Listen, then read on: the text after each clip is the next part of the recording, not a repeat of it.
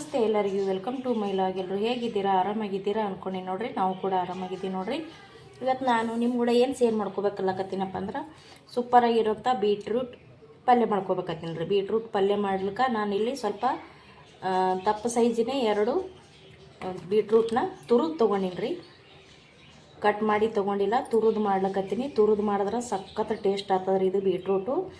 ಇಲ್ಲಿ ನಾನು 2 ಬೀಟ್ರೂಟ್ನ ಕಟ್ ಮಾಡ್ಕೊಂಡ್ರಿ, ಸ್ವಲ್ಪ ದೊಡ್ಡ ಸೈಜಿಗೆ ಕಟ್ ಮಾಡ್ಕೊಂಡಿನಿ. ಯಾಕಪ್ಪ ಅಂದ್ರೆ ನಮ್ಮ ಮನ್ಯಾಗ ಹುಡುಗರು ತುಂಬ ಇಷ್ಟಪಟ್ಟು ತಿಂತಾರೆ. ಇದು ನಾವು ಈ ರೀತಿ ತುರಿದ್ಬಿಟ್ಟು ಪಲ್ಯ ಮಾಡ್ಕೊಂಡೇವು ಅಂದ್ರೆ ಬಿಸಿ ಅನ್ನ ಮತ್ತು ಸೈಡಿಗೆ ಒಂದು ಸ್ವಲ್ಪ ಮೊಸರು ಹಾಕ್ಕೊಂಡು ತಿಂತಾ ಇದ್ರೆ ಸಖತ್ ಟೇಸ್ಟ್ ಇರ್ತದೆ ನೋಡ್ರಿ ಇದು. ಹಾಗಾಗಿ ನಮ್ಮ ಮನ್ಯಾಗ ಹುಡುಗರು ತಿಂತಾವಂತೇಳಿ ನಾನು ಜಾಸ್ತಿನೇ ಇಲ್ಲಿ ತುರಿದು ತೊಗೊಂಡಿನಿ.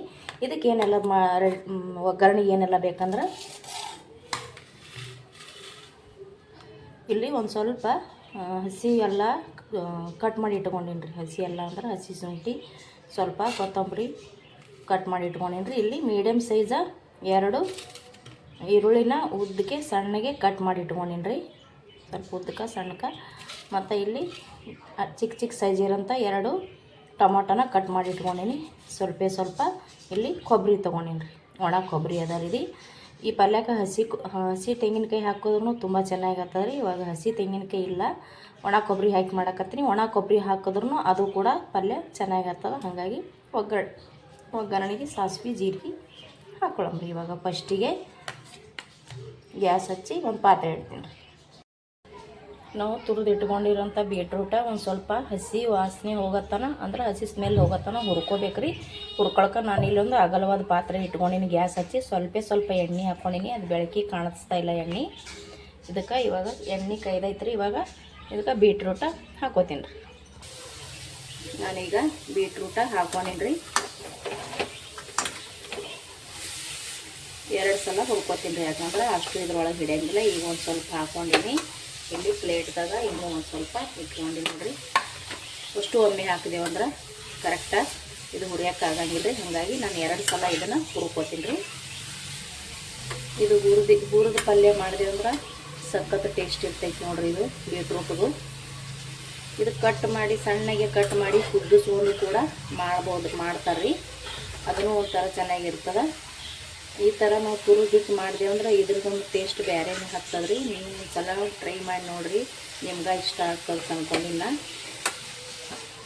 ಇದು ಹಸಿ ಸ್ಮೆಲ್ ಹೋಗತ್ತನ ಫ್ರೈ ಮಾಡ್ಕೋಬೇಕು ರೀ. ಒಂದು ಸ್ವಲ್ಪ ಎಣ್ಣೆ ಹಾಕ್ಕೊಂಡು ಏನಾದ್ರು ಆಲ್ರೆಡಿ ಎಣ್ಣೆ ಹಾಕ್ಕೊಂಡು ಫ್ರೈ ಮಾಡಿದೆ ಅಂದ್ರೆ ಹಸಿ ಸ್ಮೆಲ್ ಹೋಗ್ತದೆ ರೀ. ಇದು ನೀಟಾಗಿ ನಾನು ಇವಾಗ ಹುರ್ಕೋತೀನಿ ನೋಡಿರಿ. ನಾನು ಫಸ್ಟ್ ಹಾಕ್ಕೊಂಡಿದ್ಮೇಲೆ ರೀ ಅದು ಹುರಿದು ತೊಗೊಂಡಿನಿ. ಈ ಥರ ಆಯ್ತು ನೋಡಿರಿ. ಎಷ್ಟು ಕಾಣಿಸ್ತೈತಿ ಇಷ್ಟ ಆಯ್ತು ನೋಡಿರಿ ಹುರಿಯೋಣ.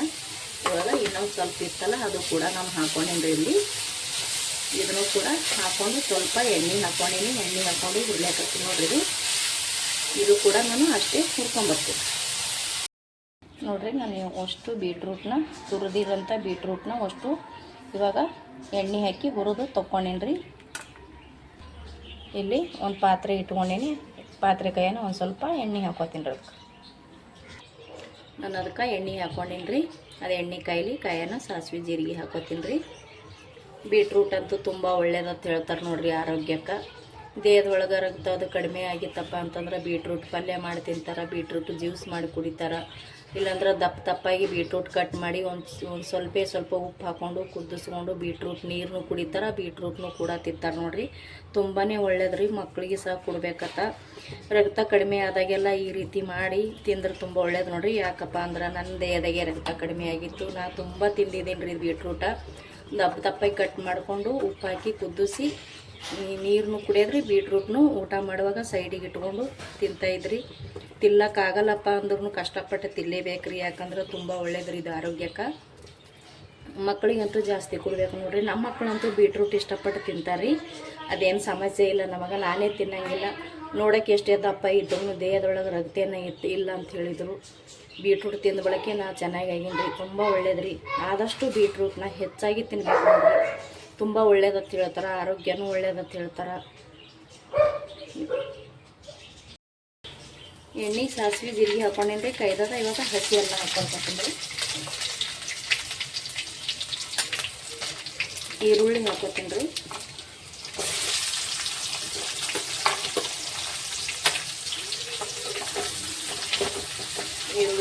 ಸ್ವಲ್ಪ ಫುಲ್ ಕೆಂಪಗಲ್ರಿ. ಈರುಳ್ಳಿ ಸಣ್ಣಗೂ ಹಚ್ಚಿ ಹಾಕೋಬೋದು ರೀ, ಸಣ್ಣ ಸಣ್ಣ ಕಟ್ ಮಾಡಿನೂ ಹಾಕೋಬೋದು. ಈ ಥರ ಉದ್ದಕ್ಕೆ ಕಟ್ ಮಾಡಿನೂ ಹಾಕೋಬೋದು. ನಾನು ಉದ್ದಕ್ಕೆ ಕಟ್ ಮಾಡಿ ಹಾಕೊಂಡೀನಿ ರೀ. ಇದಿಷ್ಟು ಇವಾಗ ಫುಲ್ಲ ಈರುಳ್ಳಿ ಮೆತ್ತಗಾಗಬೇಕು ರೀ, ಕಲರ್ನು ಸ್ವಲ್ಪ ಚೇಂಜ್ ಆಗಬೇಕು, ಮೆತ್ತಗಾಗಬೇಕು. ಇದು ಒಂದು ಸ್ವಲ್ಪ ಈರುಳ್ಳಿ ನಾನು ಫ್ರೈ ಮಾಡ್ಕೊಂಡು ತೊಗೋತೀನಿ ರೀ. ಈರುಳ್ಳಿ ಒಂದು ಸ್ವಲ್ಪ ಚೇಂಜ್ ಆಯ್ತು ನೋಡಿರಿ. ಇವಾಗ ಇದಕ್ಕೆ ಕೊಬ್ಬರಿ ಮತ್ತು ಟೊಮೊಟೊ ಸೇರ್ಸೋಣ. ಕೊಬ್ಬರಿ ಹಾಕೊಳ್ಕತ್ತೀನಿ ರೀ, ಮತ್ತು ಟೊಮಾಟೊ ಕೂಡ ಹಾಕೋತೀನಿ.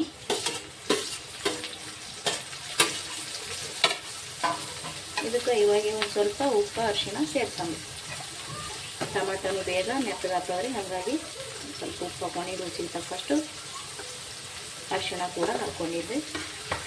ಇದಕ್ಕೆ ಹಸಿಮೆಣಸಿಗೆ ಇದ್ರೂ ಕೂಡ ಸೇರಿಸ್ಕೋಬೋದ್ರಿ, ಅದು ಚೆನ್ನಾಗಿ ಆಗ್ತದೆ.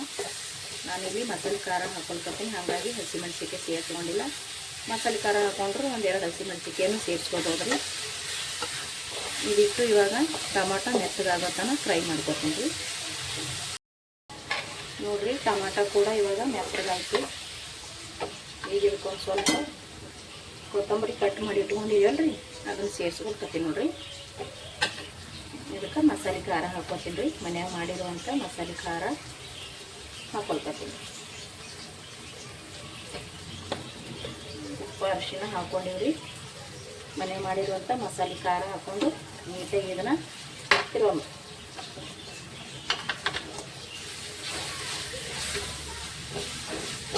ಇದಕ್ಕೆ ನಾವು ಕುರುದು ಮಾಡ್ಕೊಂಡಿವಲ್ರಿ, ಹಾಗಾಗಿ ಜಾಸ್ತಿ ನೀರೇನು ಹತ್ತಂಗಿಲ್ಲ.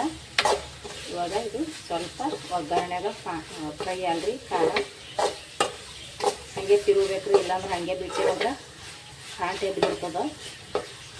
ಇವಾಗ ನೀಟಾಗಿ ಮಿಕ್ಸ್ ಆಯ್ತು. ನಾವು ಖಾರ ಹಾಕೊಂಡಿದ್ದೀನಲ್ರಿ, ಖಾರ ನೀಟಾಗಿ ಮಿಕ್ಸ್ ಆಗ್ಯದ. ಇವಾಗ ಹುರಿದಿಟ್ಟಿರುವಂಥ ಬೀಟ್ರೂಟ್ನ ಮಿಕ್ಸ್ ಮಾಡ್ಕೊತೀವಿ. ಇದು ನೀಟಾಗಿ ಮಿಕ್ಸ್ ಮಾಡಿ ಈ ರೀತಿ ಮಾಡಲಿ ಅಂದ್ರೆ ಸಖತ್ ಟೇಸ್ಟ್ ಇರ್ತದೆ ನೋಡಿರಿ. ಪ್ರತಿಯೊಂದಕ್ಕೂ ಹೊಂದ್ಕೊತದ. ಇದು ಅನ್ನಕ್ಕೂ ಸಹ ತಿನ್ಬೋದು. ಬಿಸಿ ಅನ್ನ, ಸ್ವಲ್ಪ ಸೈಡಿ ಮೊಸರು ಆವಾಗಲೇ ಹೇಳ್ದಂಗೆ, ಮತ್ತು ಬಿಸಿ ರೊಟ್ಟಿ ಮತ್ತು ಕಡಕ್ ರೊಟ್ಟಿಗಂತೂ ಸೂಪರಾಗಿರ್ತದೆ ನೋಡಿರಿ. ಕಡಕ್ ರೊಟ್ಟಿ, ಚಪಾತಿಗೆ ಎಲ್ಲದಕ್ಕೂ ಹೊಂದ್ಕೊತದ್ರಿ ಇದು. ಇದು ನೀಟಾಗಿ ನಾನು ಇವಾಗ ಮಿಕ್ಸ್ ಮಾಡ್ಕೊಂಡು ತೊಗೋತೀನಿ ರೀ. ನೋಡಿರಿ, ಇದನ್ನು ನಾನು ಇವಾಗ ನೀಟಾಗಿ ಮಿಕ್ಸ್ ಮಾಡ್ಕೊಂಡೆ. ಇದಕ್ಕೆ ನಾವೇನಿದು ಹುರ್ಕೊಂಡು ಇಟ್ಟಿದ್ದೀವಲ್ರಿ ಬೀಟ್ರೂಟ್, ಅದೇ ಪ್ಲೇಟಿಗೆ ನಾನು ಒಂದು ಸ್ವಲ್ಪ ನೀರು ಹಾಕ್ಕೊಂಡಿನಿ. ಈ ನೀರನ್ನ ಸೇರ್ಸಂಬ್ರಿ. ಇದಕ್ಕೆ ಜಾಸ್ತಿ ನೀರನ್ನು ಹತ್ತಂಗಿಲ್ಲ ರೀ, ಜಾಸ್ತಿ ಕುದಿಸೋದು ಹತ್ತಂಗಿಲ್ಲ. ಯಾಕಂದ್ರೆ ನಾವು ತುರಿದ್ಬಿಟ್ಟು ಮಾಡ್ಕತ್ತೀವ್ರಿ, ಹುರಿದ್ಬಿಟ್ಟು ಮಾಡ್ಲಕತ್ತೀವಲ್ರಿ, ಹಂಗಾಗಿ ಇದಕ್ಕೆ ಜಾಸ್ತಿ ನೀರನ್ನು ಹತ್ತಲ್ಲ, ಜಾಸ್ತಿ ಕುದಿಸೋ ಅವಶ್ಯಕತೆನೂ ಇಲ್ಲ ರೀ. ಹುರಿದು ಮಾಡಿವಲ್ರಿ, ಹಂಗಾಗಿ ಸಖತ್ ಟೇಸ್ಟ್ ಆಗಿರ್ತದೆ ಇದು. ಈ ರೀತಿ ಇನ್ನೊಂದು ಸಲ ಮಿಕ್ಸ್ ಮಾಡ್ಕೊತೀನಿ ರೀ. ಇವಾಗ ಇದಕ್ಕೆ ಒಂದು ಪ್ಲೇಟ ಮುಚ್ಚಿಬಿಡಮ್ರಿ. ಇದು ಒಂದು ಅರ್ಧ ಕುದಿಲ್ರಿ, ಒಂದು ಸ್ವಲ್ಪ ಒಂದು 5 ನಿಮಿಷ ಕುದಿಯೋಣ. ಇದಕ್ಕೆ ಇನ್ನೊಂದು ಐಟಮ್ ಸೇರಿಸ್ತೀನಿ ರೀ. ಇವಾಗಲೇ ಸೇರಿಸ್ಬಾರ್ದ್ರಿ, ತಳ ಹಿಡ್ಕೊಂಡ್ಬಿಡ್ತದೆ. ನಾನು ಇದೇ ಪ್ಲೇಟ ಇವಾಗ ಮುಚ್ಚಿಬಿಡ್ತೀನಿ ರೀ. ನೋಡಿರಿ, ಇಲ್ಲಿ ಇವಾಗ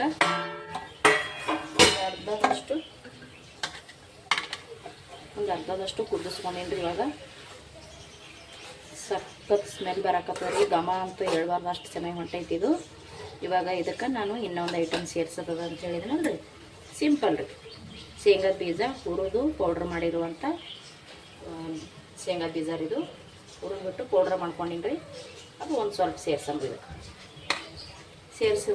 ಶೇಂಗಾ ಬೀಜ ಹುರಿದು ಪೌಡ್ರ್ ಮಾಡಿ ಹಾಕ್ಕೊಂಡಿವಪ್ಪ ಅಂದ್ರೆ ಇನ್ನೂ ಇದ್ರ ರುಚಿ ಹೆಚ್ಚಾಗ್ತದೆ. ಹಾಗಾಗಿ ನಾನು ಸೇರಿಸ್ಕೊಂಡೇರಿ. ಇದಕ್ಕೆ ಹಾಕ್ಕೊಂಡು ಬಳಕ ಒಂದು 2 ನಿಮಿಷ ಬೇಯಿಸ್ಕೊಂಡು ತೊಗೊಂಡ್ರೆ ಮುಗಿತು ನೋಡ್ರಿ, ರೆಡಿ ಆಗ್ತದೆ ಬೀಟ್ರೂಟ್ ಪಲ್ಯ. ಇವಾಗ ನಾನು ಶೇಂಗಾದ ಪುಡಿ ಹಾಕ್ಕೊಂಡಿನಲ್ರಿ, ಇದು ಇನ್ನೊಂದು ಸ್ವಲ್ಪ ಮುಚ್ಚಿಡ್ತೀನಿ. ಇನ್ನೊಂದು ಸ್ವಲ್ಪ ನಾನು ಮುಚ್ಚಿ ಒಂದು 2 ನಿಮಿಷ ಮುಚ್ಚಿ ಬೇಯಿಸ್ಕೊಂಡು ತೊಗೊಂಡ್ರೆ ಆಯ್ತು ರೀ. ರೆಡಿ ಆಯ್ತು ನೋಡಿರಿ, ನಾವು ಮಾಡಿರುವಂಥ ಬೀಟ್ರೂಟ್ ಪಲ್ಯ.